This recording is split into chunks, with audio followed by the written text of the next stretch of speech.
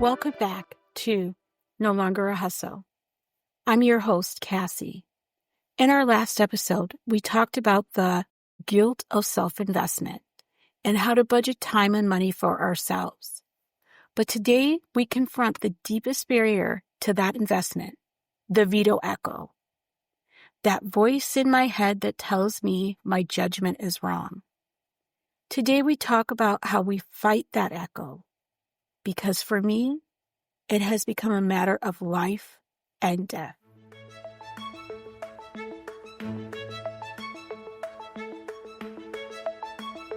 It's hard to trust your own instincts when your body is giving you new, terrifying signals.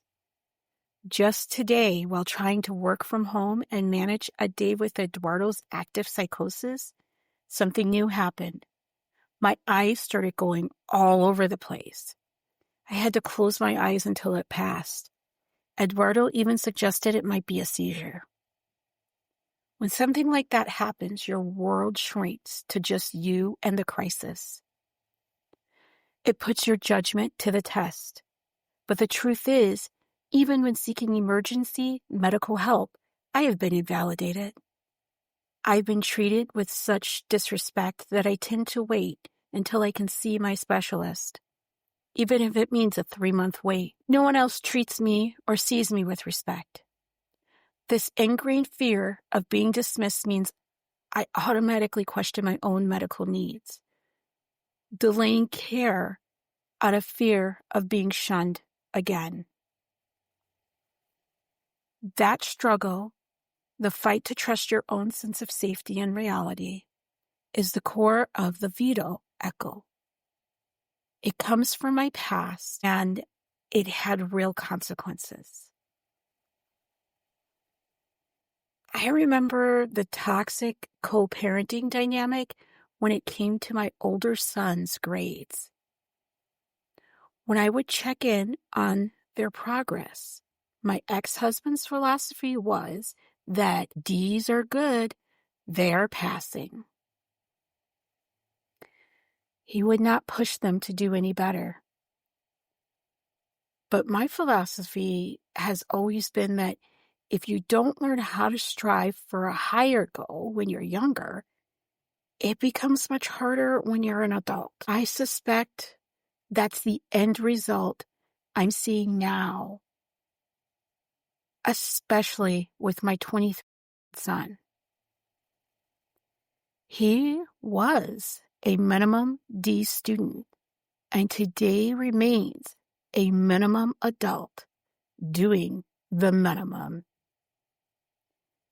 This history, where my most deeply held beliefs about parenting and future success were repeatedly dismissed, is why the veto echo is so loud now.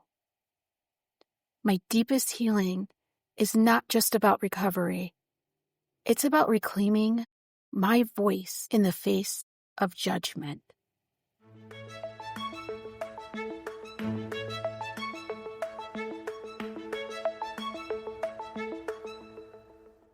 The imbalance in my home proved the cost of that veto.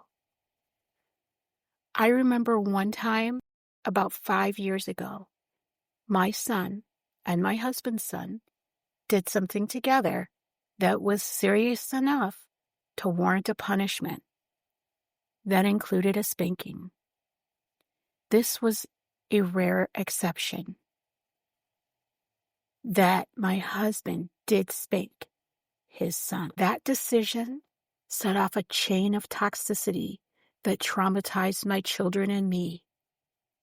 His daughter called her mom, accusing her dad of beating her brother. His ex-wife, who my husband describes as a loose cannon, came over hot and banging on the doors and threatening me. From that drama, there was little to no discipline of his children. They used to listen to me, but as they've become teens, my authority has completely eroded. Just 6 months ago, his son got snippy with me and was actively disrespectful. After all, I've been a teacher for 1,000 years, Strangers don't disrespect me. The imbalance meant I was always fighting for my children while simultaneously fighting for the basic right to be heard and respected in my home. But I realized that fighting for my children was actually the first step in learning to fight for myself. And if you want to see me operating with my voice intact, you need to meet Miss Salma, the artist. I've essentially became her manager, and I believe in myself in this role completely. I manage her calendar, which is packed with therapy sessions, tech theater set work, and volunteering. She is changing so much, but she still relies heavily on me for direction. Just the other week, I helped her compose a polite email to a teacher.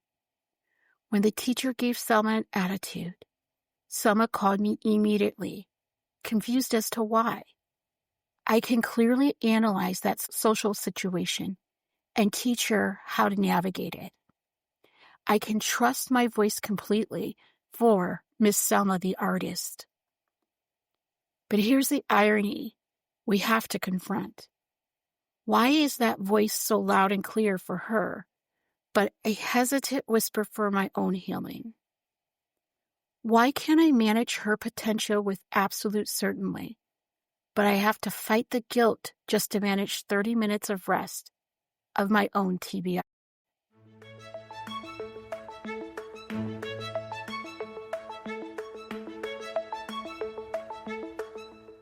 We know the source of the pain, the Veto Echo. We need to create a new inner operating system. First tool, the script flip. When the Veto Echo hits, when my husband questions the time for paperwork, or when I feel the fear of being invalidated by the hospital, I must stop the thought. Identify the source of the voice as the old trauma and replace it with a factual, self-affirming statement. My health is not negotiable, and my body signals are the priority. Second tool, practice small yeses. Even though I solo parent my children and the decisions have always been mine, I still need to practice choosing my intuition over the Veto Echo. That tiny purchase, when I drop Miss Salma off at 6 a.m., I will stop and buy a pumpkin spice latte only for myself. That small act of spending time and money on something that only serves me is a powerful yes.